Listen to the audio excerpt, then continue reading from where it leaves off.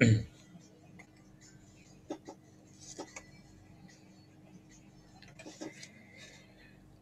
97,4 Radio Sonora Jogja masih dari lantai 2 Gedung Kompas Gramedia Jalan Suroto 4 Kota Baru Yogyakarta. Apa kabar Anda sahabat Sonora di kesempatan hari ini Rabu 7 Juli 2021 dan senang kali di kesempatan pagi menjelang siang kali ini saya Asta menemani suasana pagi Anda seperti biasa di setiap hari Rabu pukul 9 sampai 10 kita ada di perbincangan seputar kesehatan bersama Rumah Sakit Dr. Sajito ya. Dan di kesempatan pagi yang cerah kali ini kita sudah terhubung dengan Dr. Sumadiono SPAK yang kita sudah tersambung ini ya. Halo, selamat pagi dokter, apa kabarnya? Selamat pagi Mas Asta, sehat-sehat. Selamat Sehat pagi selalu seluruh ya. pendengar, sehat selalu, amin. Oke, dan juga nanti ada Dr. Amalia Setiati SPAK juga nih. Selamat pagi Dr. Amalia, apa kabarnya? Selamat pagi, ya, salam sejahtera, Pak Hasta, ya, Sehat selalu ya. ya, sehat selalu, ya. Oke, ya sahabat Sonora, di pagi kali ini kita mau berbincang ya seputar imunoterapi pada anak alergi. Nah, nanti seperti apa kan disampaikan oleh narasumber kita di kesempatan pagi kali ini. Untuk yang mau bergabung nanti bisa ke 0817 5483200 atau bisa juga Anda telepon di 557762 ya. Hingga menjelang pukul 10 nanti perbincangan kita di kesempatan pagi kali ini. Dokter, mungkin kita langsung aja nih berkaitan dengan imunoterapi pada anak alergi. Mungkin bisa dijelaskan dulu dok, ini sebenarnya seperti apa sih atau imunoterapi itu apa ini? Monggo dokter. Baik, terima kasih para sahabat Sonora semuanya, Mas Asta, Dr. Amalia yang kami hormati, Promkes dan teman-teman semuanya. Imunoterapi itu semacam imunisasi untuk anak yang alergi. Jadi kalau sekarang sedang tren dibahas, dibicarakan imunisasi atau vaksin terhadap COVID supaya tidak terkena COVID. Maka imunoterapi itu kita pemberian injeksi supaya tidak terkena alergi di kemudian hari. Tapi agak beda, pemberian ini relatif bertahap. Biasanya kalau vaksin itu cukup 1 kali, 2 kali, kemudian booster di kemudian hari. Tetapi kalau ini harus berurutan karena tujuan dari imunoterapi adalah untuk menurunkan imunoglobulin G. Imunoglobulin G, ya nanti dijelaskan Dr. Amalia, itu kalau pada asma itu tinggi karena anak itu alergi, kecenderungan IG tinggi memudahkan muncul alergi. Maka dengan suntikan ini kita harapkan yang tinggi bukan imunoglobulin G tetapi imunoglobulin G. Ya sehingga nanti lama-lama IG-nya turun, lama-lama kebal. Ya, lama-lama kebal, bila ya kontak dengan alergen yang biasanya menyebabkan alergi ini tidak menjadi alergi lagi. Oke. Ya, dok, berkaitan dengan imunoterapi ataupun juga pemberian apa tadi imunoglobulin G kayak gitu ya. Ini kalau kita berbincang seputar alergi sendiri, itu bisa mengenai di usia berapa sih dok? Apakah bayi itu juga dimungkinkan bisa alergi kayak gitu juga, atau itu di usia berapa biasanya alergi itu terkena? Baik sekali pertanyaannya, terima kasih. Jadi menurut perjalanan penyakit alergi pada anak yang disebut atopic march, itu alergi itu pada usia 2, 3, 4 bulan itu yang sering terjadi adalah alergi susu sapi, ya, atau alergi makanan. Kemudian sekitar 3, 4, 5 bulan adalah dermatitis atopi atau eksem. Sekitar 6, 7 tahun itu mulai muncul asma dan 7, 10 tahun mulai muncul rinitis alergi. Jadi sejak kecil sudah bisa anak-anak itu muncul alergi. Sejak kecil sudah bisa ternyata Bisa. ya. Iya, bisa. Oke. Ya, terus ini kecilnya itu usia berapa tadi? Sebetulnya 2, 3, 4 bulan lah mulai muncul alergi sapi atau alergi makanan. Dok, apakah ini juga bisa dipengaruhi karena gen atau ini apa ini yang menyebabkan kok sudah kecil masih kecil kok ini terkena ini gimana nih? Baik, ada 2 hal yang berpengaruh. Nomor 1 adalah faktor genetik atau faktor atopi atau faktor alergi yang IG tinggi yang diturunkan dari ibu kandung, ayah kandung, dan juga ada pengaruh dari saudara kandung. Yang kedua adalah lingkungan atau kontak dengan alergen. Jadi kalau di samping faktor genetik itu ada pada pasien, kemudian juga kalau pernah kontak dengan alergi, ya dengan alergen itu bisa lebih memudahkan munculnya alergi di kemudian hari. Begitu. Oke, menarik ini.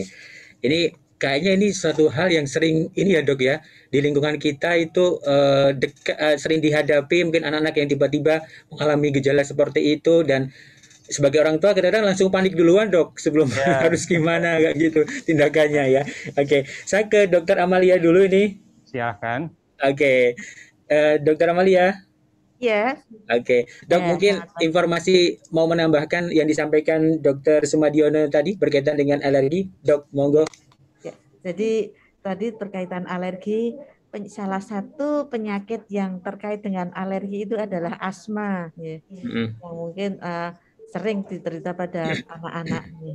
Itu asma itu sebetulnya adalah penyakit yang kronik ya, penyakit yang menaun ya. Kebanyakan memang adalah dasarnya dari alergi.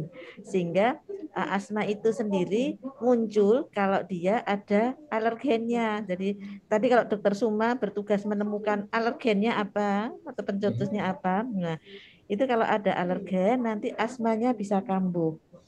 Jadi kalau pada orang yang dia tidak ada bakat alergi, tidak ada asma, ada alergen, dia nggak akan muncul reaksi, saluran napasnya nggak akan bereaksi. Ya, jadi kan memang gue pikirin kalau ada alergen gitu pada orang yang ada asma. Nah, Gitu ya. tetapi pada yang anak-anak dengan asma ini kalau ada alergen atau pencetus itu saluran napas akan bereaksi. Nah, reaksinya itu apa? Berupa peradangan kronis yang itu akan menyebabkan otot-otot di saluran napasnya mengkerut ya, berkontraksi mengkerut sehingga kan lubangnya jadi sempit, sudah mengkerut. Kemudian di samping mengkerut dia akan terjadi pembengkakan di selaput lendirnya, sudah mengkerut, bengkak, tambah sempit lagi. Nah itu reaksinya. Satu lagi ada lendir yang kental di situ. Nah itu jadi tambah sempit lagi. Makanya pada asma itu yang paling utama adalah menghindari pencetusnya. Menghindari Menghindari pencetusnya tadi ya. pencetusnya. Kalau tadi alergennya ketemu, dokter semua sudah menemukan alergennya, sebisa mungkin dihindari alergennya. Nah, sedikit saya sampaikan, kalau orang tua tuh kadang-kadang kan bilang, anak saya tuh nggak pernah sesek, nggak pernah ngik-ngik, tapi kok dokternya bilang asma ya. Nah, apa namanya? Kalau mohon maaf ini agak bocor suaranya karena di kantor ya. Nggak apa-apa dokter, masih bisa ketangkap kok. Iya ya. Masih bisa ketangkap kok ini. Iya ya. Jadi apa namanya? Kalau pada dia nggak pernah sesek, nggak pernah. Jadi kalau asma itu sebetulnya batuk ya, batuk atau ngik gitu ya, yang berulang, biasanya berulang, terutama biasanya pada malam hari. Jadi nggak harus jangan batuk aja udah bisa batuk, terutama pada malam hari. Sehingga kadang-kadang orang tuanya, anak saya tidur tiba-tiba malam terbangun karena batuk. Kemudian sampai muntah, setelah muntah dia baru tenang. Nah itu kadang-kadang seperti itu. Kemudian ada pencetus yang jelas. Kalau habis makan makanan apa, dia jadi kambuh batuknya. Atau habis lari-lari itu aktivitas ya, harus aktivitas bisa juga sebagai pencetusnya. Jadi itu namanya adalah aktivitas yang menginjus asma. Kemudian stres. Kalau mau ujian itu jadi asmanya kambuh. Jadi yang penting itu adalah tidak harus tapi batuk yang berulang, jelas ada pencetusnya, terutama pada malam hari. Kemudian ada riwayat alergi di keluarga, itu adalah sudah bisa bilang kita asma. Obatnya asma itu ada 2, jadi nanti dari pasien asma itu harus kita nilai ada 2 pada asma itu. Pada saat dia kambuh itu derajat serangannya dan kekerapan kambuhnya. Nah, kalau kekerapan kambuhnya itu nanti kita nilai kalau terlalu sering kambuh dalam sebulan lebih dari 1 kali itu nanti lama-lama saluran napasnya akan mengalami perubahan. Nah, kalau terlalu sering sehingga nanti akan menyebabkan saluran napasnya istilahnya kaku gitu ya. Nah, ini terapinya harus terapi rutin, terapi yang diberikan untuk mencegah supaya dia tidak kambuh. Nah, terapi yang rutin itu yang dipilih ada yang paling aman, yang dihirup.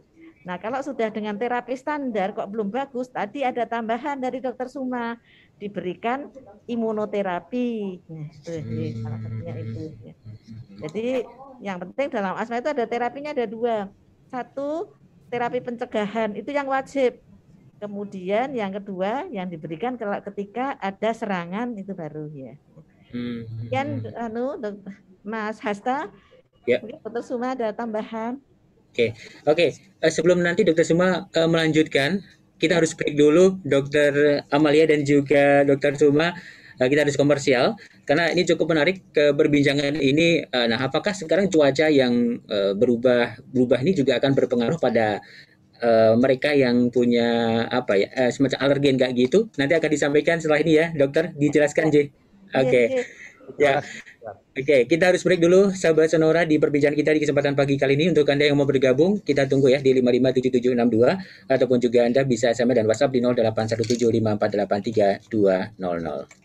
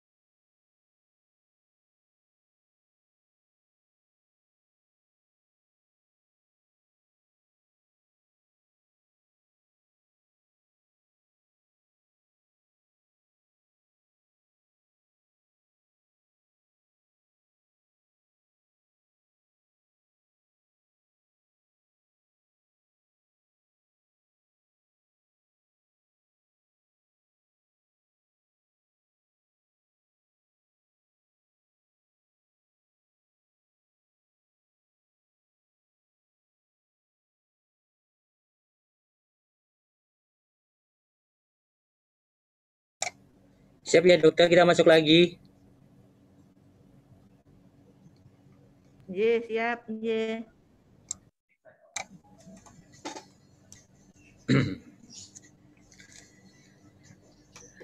Baik, masih dari lantai 2 Gedung Kompas Gramedia, Jalan Suruh 4, Kota Baru, Yogyakarta. Sahabat Sonora, kita masih di perbincangan kesempatan pagi kali ini seputar kesehatan.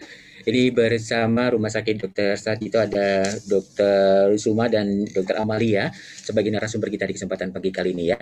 Kita berbincang seputar imunoterapi pada alergi. Tadi sudah banyak disinggung alergi pada anak dan usia berapa tuh alergi itu bisa mengenai dan dalam kondisi apa anak-anak itu juga bisa terkena alergi ya. Nah, dokter ini tadi sebelum break saya sempat terpikir kayak gini, apakah sekarang kan musimnya dingin banget, kemudian kemarin sempat hujan, kayak gitu, apakah itu juga sangat berpengaruh dokter berkaitan dengan mereka yang punya kans untuk alergi kayak gitu? Gimana dok? Mungkin dokter Amalia, dokter Sumanggi. Dr. Amalia dulu silakan. Iya, terima kasih. Dengan situasi yang perubahan cuaca yang mendadak, apalagi ini mulai 6 Juli ini posisi bumi paling jauh dari matahari ya, sehingga dingin, ini paling dingin ini. Istilahnya kalau Jawa bediding, nah itu kita harus siap-siap. Iya, bediding ya. Bediding lah. Jadi kalau malam sudah terasa mulai tadi malam itu sudah dingin loh. Iya. Jadi perubahan cuaca yang mendadak itu juga akan menyebabkan pencetus terjadinya asma. Ya. Malam siang panas betul, kemudian jadi dingin, itu perubahan cuaca yang mendadak menjadi pencetus asmanya. Jadi bukan karena alergennya tapi perubahan cuaca yang mendadak. Nah, mungkin kalau yang dari Dr. Suma nanti dari segi alergennya yang nanti bisa menyebabkan asmanya itu. Jadi ini orang tua juga harus waspada dengan perubahan cuaca seperti ini. Kalau musim hujan juga menjadi pencetusnya. Kemudian kalau kering sekali, udaranya juga kering, itu juga banyak debu, asmanya jadi kambuh. Jadi kapanpun oke asma itu kena. Oh, itu ya. Waduh. Waktu apapun oke. Ya, jadi istilahnya gini Mas Hasta. Kalau kita pernah mainan itu enggak daun putri malu. Oh, yang dipegang ya. Apa itu? Kalau disentuh itu kan dia mingkup ya. Mingkup ya. Jadi kalau pada asma itu juga kalau dia nggak disentuh, kalau daun putri malu kan nggak disentuh nggak apa-apa, dia tenang-tenang. Jadi saluran napas asma itu juga jangan disentuh-sentuh, jangan diutik-utik, jangan dikenain alergennya, jangan dipencetusnya, jadi dia nggak akan kambuh gitu istilahnya. Ya.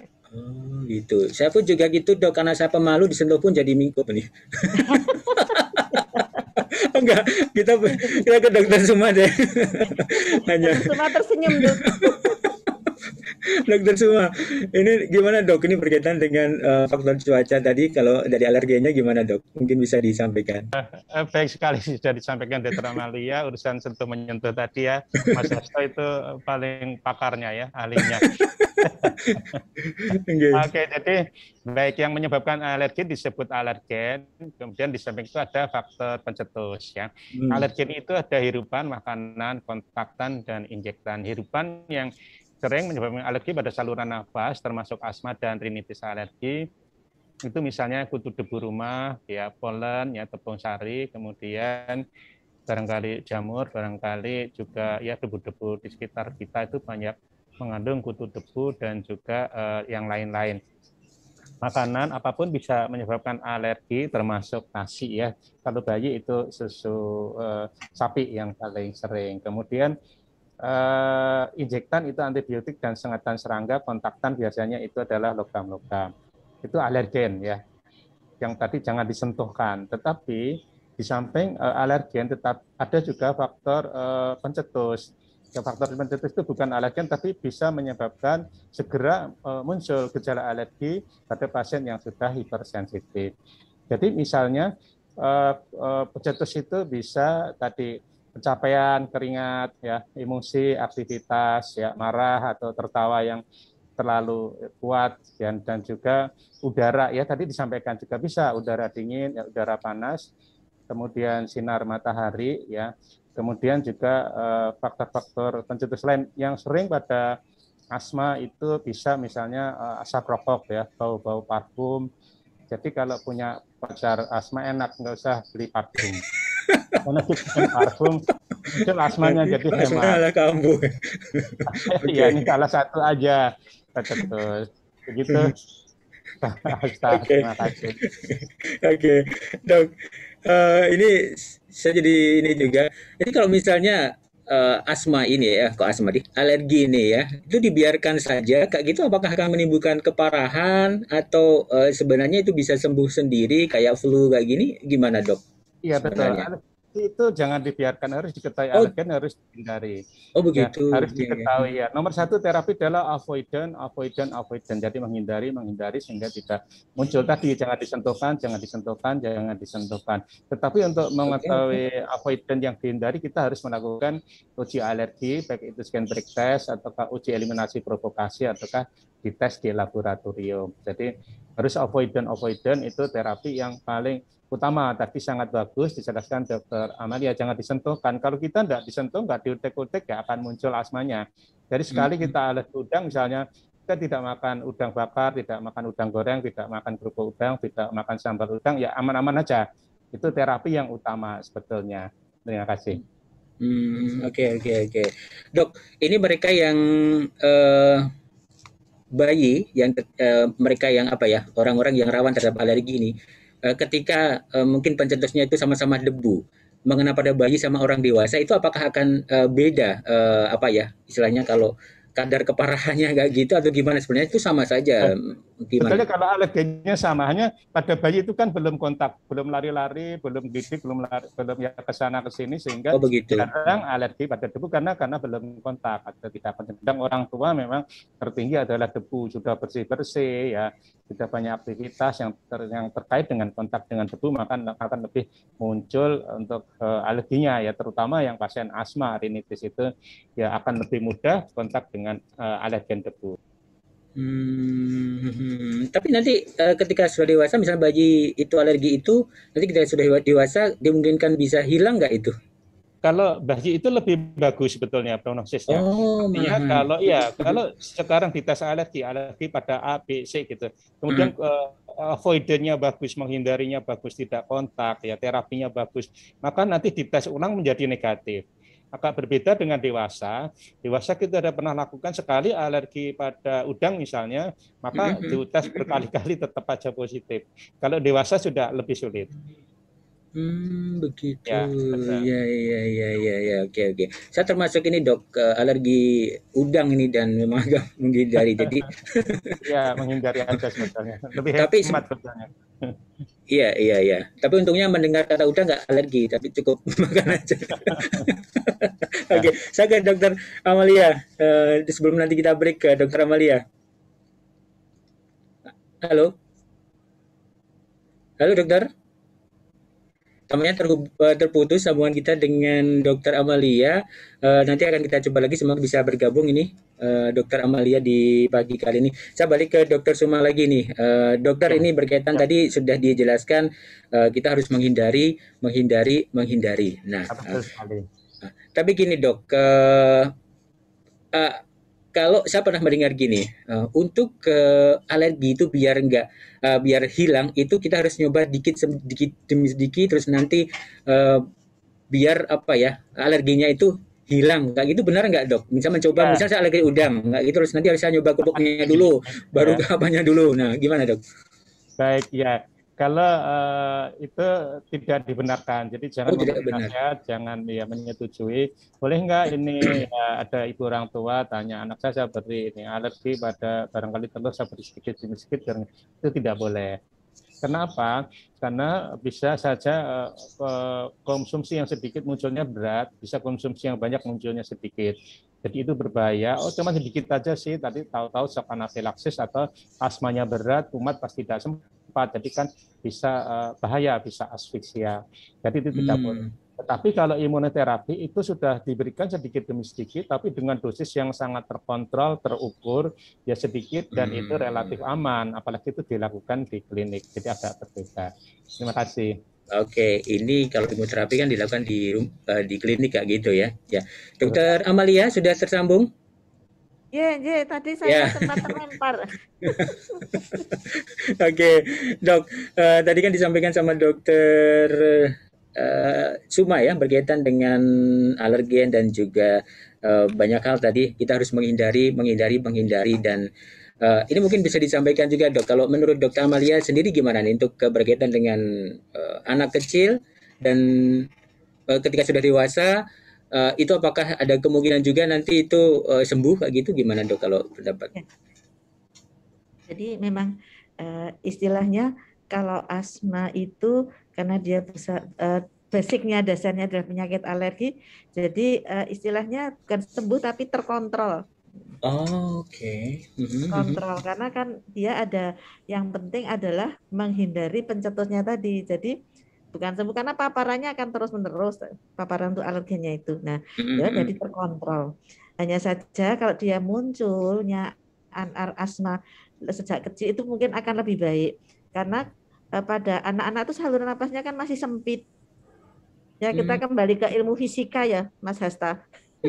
Itu kalau di situ sedikit ada apa masalah, ada benda kecil di situ atau lendir atau apa menyempit itu menimbulkan gejalanya lebih besar pada anak-anak. Ya. Tetapi kalau orang dewasa, dia saluran napasnya sudah lebih besar, itu akan lebih apa namanya lebih sedikit gejalanya, lebih ringan gejalanya. Nah, pada yang kalau gejala itu muncul pada saluran napasnya sudah lebar kok itu muncul, itu maka lebih berat daripada kalau munculnya pada dia pada masih anak-anak. Oke. Pada anak-anak tuh kita harus betul-betul atasi betul, kita nilai asmanya ini. Apakah jadi kita dalam asma itu ada kekerapannya ya, ada yang intermittent. Intermittent itu kalau belum tentu sebulan sekali kambuhnya, mungkin 3 bulan yang lalu, 3 bulan atau 6 bulan sekali baru kambuh. Itu namanya intermittent. Itu enggak perlu obat pengontrol. Tapi kalau yang hampir sebulan sekali dia kambuh, itu harus diberikan pencegahan pengontrol. Itu yang namanya persisten ringan. Persistennya ada persisten ringan, sedang sampai berat. Nah itu nanti biar dokter yang menilai. Nah istilahnya gini Mas Hasta, kalau pada pasien-pasien yang persisten, kita obati, kita dia kambuh, kita berikan obat, udah baik, dia nggak sesek. Nah itu istilahnya kalau kita ngecat pipa berkarat. Nah pipa berkarat itu kita cat bagus dari keluar, penampilan bagus ya. Tapi dalamnya kan berproses terus proses karatnya itu. Nah, kalau pada asma yang persisten, kalau kita hanya mengobati ketika dia kambuh saja, itu namanya membiarkan prosesnya terus berlangsung. Karena proses peradangan kondisinya terus berlangsung ya. Ibaratnya itu saya gampangkan dengan apa nanti catnya hilang ya karatnya kelihatan lagi. Iya. Jadi harus dihilangkan bahasanya tadi karatnya itu ya. Ya itu dengan obat yang rutin dipakai. Namanya kalau istilahnya pengobatan pencegahan atau pengontrol atau kalau sering lihat controller. Nah itu biasanya adalah obat-obat yang dipilih yang dosisnya kecil, kalau dosisnya kecil efek sampingnya akan ringan. Nah itu obat yang dihirup atau yang disemprotkan. Dok tadi sampaikan obat ini rutin. Itu sampai kapan dia harus mengkonsumsi obat ini sedikit saat ini? Biasanya gini, kita lihat pertama selama 6-8 minggu kita evaluasi setelah diberikan. Kita lihat dulu cara pakainya sudah betul atau belum, taat apa enggak. Nah, kalau sudah betul dan taat, kok dia kalau belum taat caranya enggak betul, belum taat kita betulkan dulu, kita enggak naikkan dosisnya. Tapi kalau sudah betul, kok masih selama 6-8 minggu masih muncul gejala, kita naikkan dosisnya atau kita ganti obatnya yang dengan kombinasi.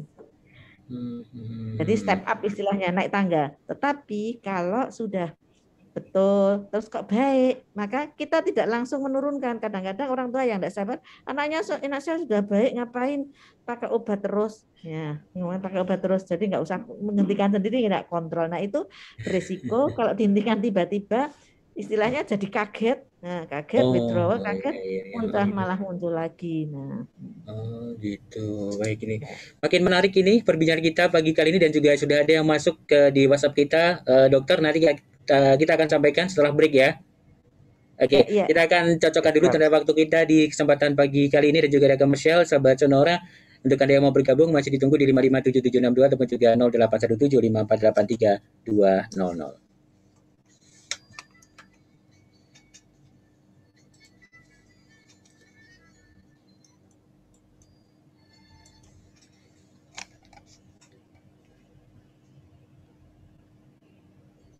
Dokter Suma dan Dokter Amalia, ini kita mengalir gitu saja ya. Jadi nanti saya coba minta gimana penjelasan dari Dokter Suma sama gimana Dokter Amalia Pak gitu ya. Iya Mas Hasta, ini saya biar karena sinyalnya nggak stabil, videonya saya matikan ya. Saya nggak pakai video ya. Nggak apa-apa, nggak apa-apa dok. Boleh, nggak apa-apa dok. Nanti terpental lagi, melempar lagi. Dari Perempuan Mbak, nanti ada yang mau disampaikan nggak, Mbak? Ada informasi dari Sarjito yang mau disampaikan? Mbak Rini. Kalau Mbak dari Rini? saya nggak ada. Nggih, Oke. kalau dari saya nggak ada. Mungkin Dokter Amalia, Dokter Summa, mungkin terkait pelayanan untuk alergi khususnya pada anak, terkait poli anak, dokter mungkin bisa disampaikan sekalian.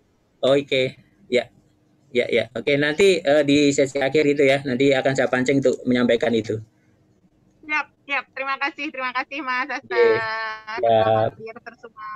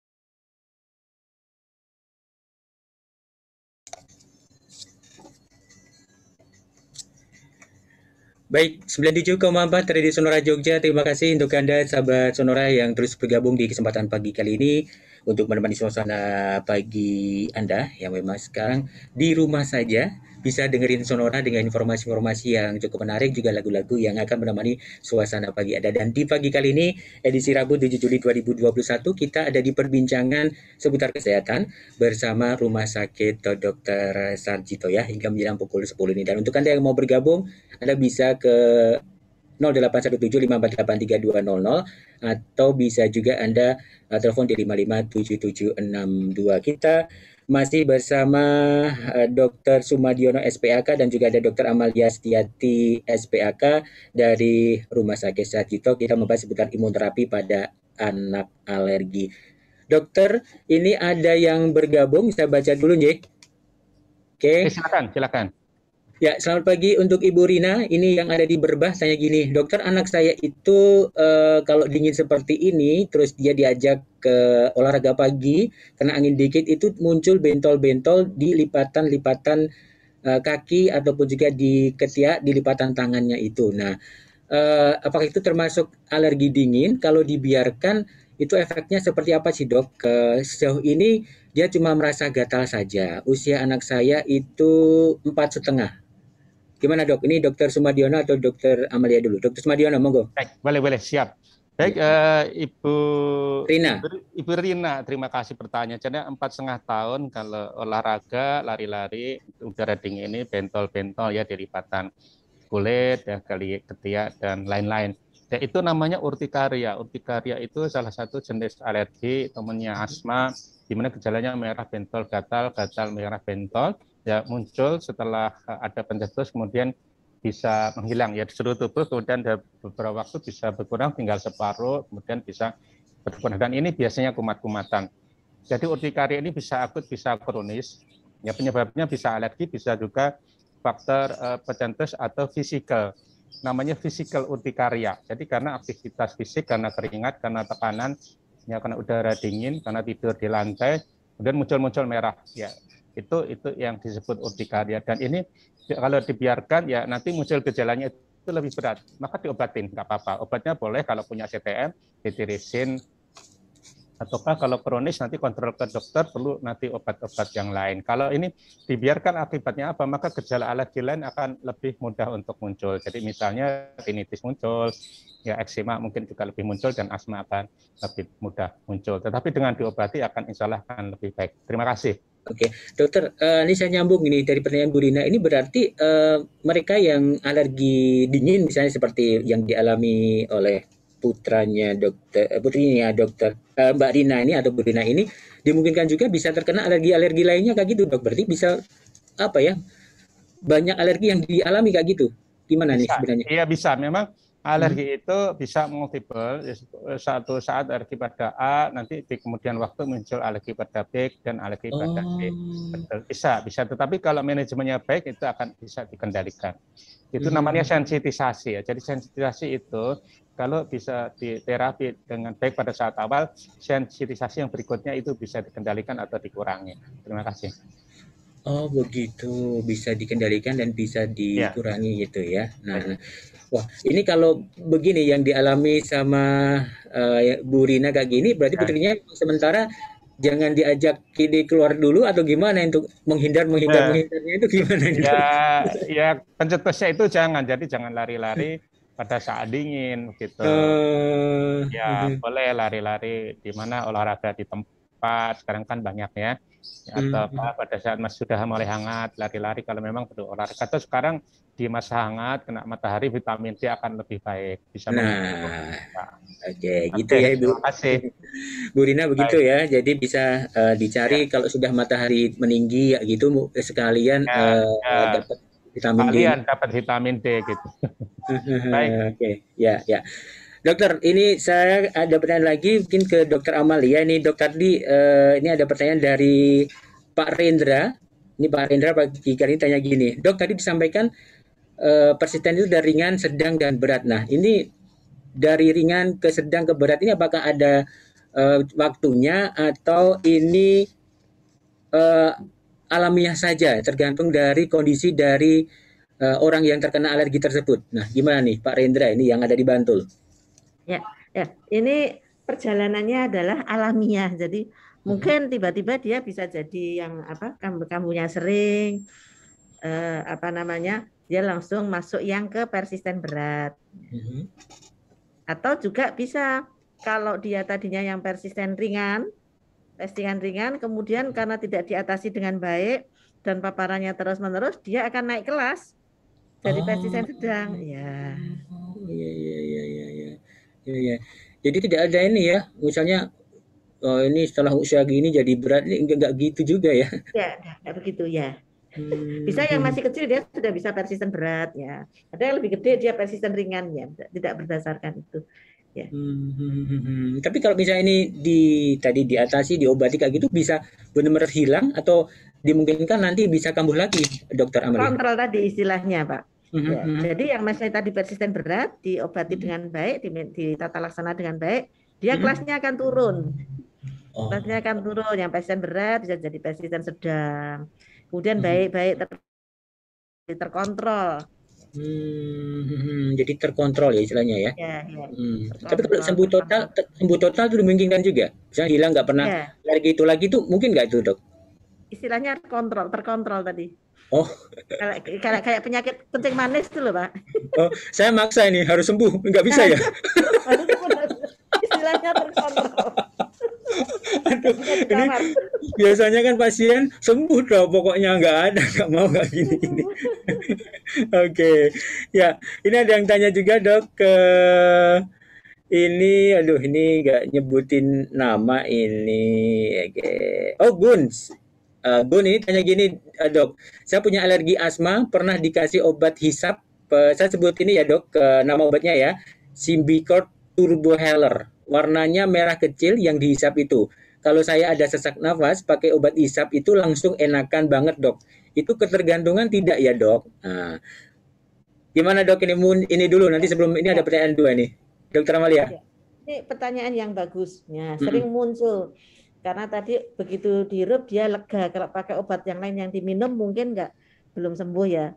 Karena dengan obat yang hirup. Jadi obat yang dihirup itu adalah dia lokal. Jadi kalau pakai penyakit di kulit kita pakai salep.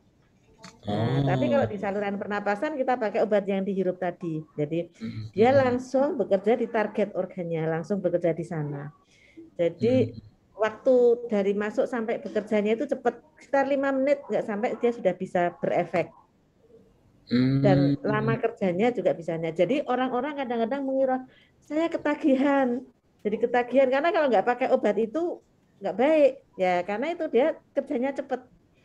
Justru ketika sesak napas itu kita pilih obat yang kerjanya cepat. Oh iya. Karena ini berkaitan dengan nafas ya. Harus cepat. Ya. Dan itu kalau yang obat dihirup itu dosisnya malah lebih kecil. Beda dengan obat yang diminum. Obat yang diminum itu kan dosisnya lebih besar, dia harus di metabolisme dulu di tubuh baru sampai ke saluran napas, ya itu lebih lama. Oke. Ini lanjut dari Pak Gun atau Mas Gun tadi, kalau mengajukan periksa lebih lanjut pakai BPJS dan mengajukan rujukan dari Vaskes, itu bisa nggak dok? Biar nanti bisa dirongsen paru-parunya. Nah mungkin mau rujukan ke Sarjito kayak gitu gimana, Dokter Amalia, ada informasi? Halo dokter? Ya, tampaknya ini terputus kembali ya sahabat Sonora ini dengan Dokter Amalia. Kalau gitu kita break dulu deh. Kita break dulu untuk komersial.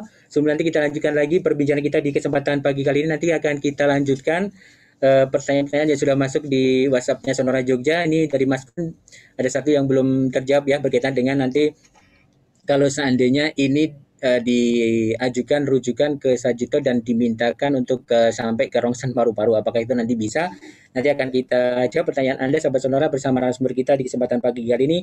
Ada Dr. Sumadiono dan Dr. Amalia Setiadi dari Rumah Sakit Sarjito.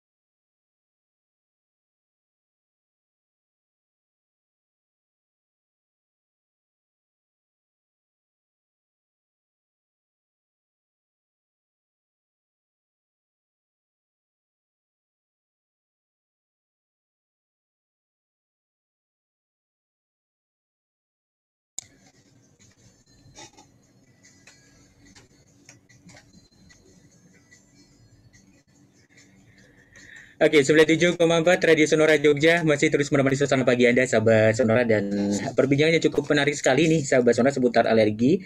Ini imunoterapi pada anak alergi bersama dokter dari Rumah Sakit Sarjito, ada Dokter Sumadiono SPAK dan Dokter Amalia Setiati SPAK. Ini hingga menjelang pukul 10 nanti perbincangan kita di kesempatan pagi kali ini. Baik, saya coba ke Dokter Amalia lagi. Halo, Dokter Amalia. Ya, siap. Tadi sempat off lagi, Dok, nggak apa-apa nih. Dok, berkaitan dengan tadi pertanyaan dari Mas Gun, ini kalau misalnya dirujuk ke Sakit Sarjito, kemudian minta di rongsen, apakah itu ada prosedurnya, bisa kayak gitu, Dok? Untuk perujukan dari Sarjito bisa. Terima kasih, ini pertanyaan yang bagus. Jadi Sarjito itu kan level 3. Jadi harus dari rujukan dari puskesmas ke Vaskes layanan 1, Vaskes layanan 1 ke Vaskes layanan 2. Setelah itu dari layanan 2 baru dirujuk ke Sarjito. Ya, kami siap menerima, yang penting itu sudah ada rujukannya. Nah, yang perlu mohon maaf saya betulkan adalah kalau asma itu malah tidak harus ronsen, tapi malah uji fungsi paru, ya, spirometri. Ya. Jadi nanti akan bisa dilihat dari uji fungsi parunya itu seberapa besar, ada penyempitannya seberapa besar. Itu kan asma itu kan prinsipnya tadi saluran napasnya menyempit. Nah, itu sudah sampai sejauh mana. Mungkin kalau dia jarang kambuh tapi kok obstruksinya, penyempitannya sudah berat, nah, maka perlu obat kontrol tadi. Ya. Jadi istilahnya kalau dia spirometri, nah itu yang ada adalah di Rumah Sakit Sarjito memang. Kalau ronsen di Vaskes layanan 2 ada, tapi yang spirometri kayaknya masih jarang yang punya. Dokter, berarti memang fungsi parunya. Oh ya, itu tidak serta merta digunakan tadi? Spirometrinya itu tidak harus kayak gitu juga, harus ada tata laksana lainnya dulu kayak gitu berarti ya? Ya, jadi kalau pasien sebetulnya diagnosis asma itu baku emasnya, baku emasnya itu adalah uji fungsi paru ya. Nanti di situ ada kelihatan adalah penyempitan. Kalau penyempitan kurang dari di bawah dia fungsinya kurang dari 80% itu sudah bisa dikatakan asma. Atau ada perubahan ketika ada 2 sebelum dilakukan uji fungsi paru, kemudian diberikan obat pelonggar saluran napas. Itu ada perubahan kenaikan sebesar perbedaan. Jadi sebelum dikasih obat sama sudah dikasih obat itu 12%, itu juga sudah bisa dikatakan asma. Kadang-kadang itu tadi yang agak sulit, diagnosis asma itu sulit. Batuk lama, batuk bandel. Ini asma apa bukan ya? Nah, kita uji fungsi paru. Uji fungsi parunya menunjukkan ada penyempitan saluran napas, itu bisa kita katakan asma. Begitu. Wah, ini tambah ilmu lagi nih semuanya ya. Oke. Baik, dokter, ini sudah hampir pukul 10. Jadi mungkin ada informasi yang perlu disampaikan berkaitan dengan poli juga, dokter, atau mungkin berkaitan dengan hal-hal berkaitan dengan imunoterapi ini, karena sebenarnya ini 1 jam kayaknya kurang ya. Ini harus ada tambahan waktu sampai nanti sore kah? Emang itu Dokter Suma ini kepala sukunya ini. Enggak, kita jatahnya sampai jam 10 saja dong. Jadi mungkin apa yang mau disampaikan untuk mengakhiri kebersamaan kita berkaitan dengan mungkin poli-polinya nih seperti apa nih? Baik, siap. Jadi kami baru mengadakan program untuk imunoterapi pada kasus-kasus asma, di mana akan dilakukan skin prick test atau pemeriksaan tes alergi secara gratis, imunoterapi secara gratis, kemudian juga ada beberapa sarana, kartu-kartu dan lain-lain secara gratis. Jadi mohon dimanfaatkan untuk kontak Rumah Sakit Sarjito bagian anak, bahwa kita ada fasilitas semacam itu. Terkait dengan COVID, kita dengan prokes yang ketat, ya, di mana alhamdulillah pasien-pasien ini imunoterapi kita lakukan dengan cukup aman. Kami kira demikian, mungkin dilanjutkan atau ditambah oleh Dokter Amalia, kami persilakan. Silakan Dokter Amalia nih untuk meng-close ini, apa yang mau disampaikan pesan-pesannya? Ya, mendukung ini aja program untuk imunoterapi pada asma. Kita punya fasilitas untuk terapi imunoterapinya, kemudian ada pemeriksaan spirometri untuk diuji fungsi parunya, apakah bisa. Nah itu jangan khawatir, kok COVID kok takut ya, kita ada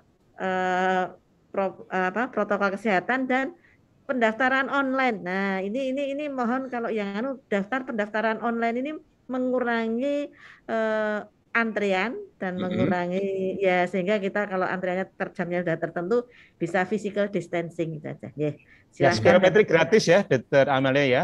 Spirometri Ya, gratis. ya. Ya. Kemudian Oke. BPJS juga bisa ya, BPJS juga bisa. Baik, terima Oke, kasih sementara itu. baik. Matur nuwun. Oke, dokter mungkin terakhir sekali ini pesan-pesan untuk masyarakat biar ini lebih aware lagi terhadap berkaitan dengan alergi ataupun berkaitan dengan asma tadi. Monggo nih untuk close semuanya acara ini di kesempatan pagi kali ini. Baik, Oke. terima kasih. Mohon izin sedikit kita sampaikan bahwa di masa pandemi ini kita harus hati-hati, tapi jangan sampai pasien-pasien yang asma menjadi berat, pasien yang rintitis menjadi berat, pasien alergi menjadi tidak terkontrol. Bisa kontak WA kepada kami, bisa nanti kita melakukan telemedicine ya, dan insya Allah akan terkontrol dengan baik ya. Jadi walaupun musim pandemi tetap kasus-kasus alergi kita tangani dengan sebaik-baiknya. Ya, insya Allah ini kebersamaan kita semua. Insya Allah semua pasien-pasien kita akan jadi sehat. Matur nuwun. Oke, baik Dokter Sumadiono. Dokter Amalia, monggo untuk meng-close ini pesan-pesannya biar masyarakat aware lagi. Jadi untuk anak asma, dokter yang paling bagus adalah orang tua. Jadi orang tua memperhatikan apa yang menjadi pencetus asmanya. Ya, jadi ilmu titen dari urutannya itu dititeni apa yang menjadi pencetusnya.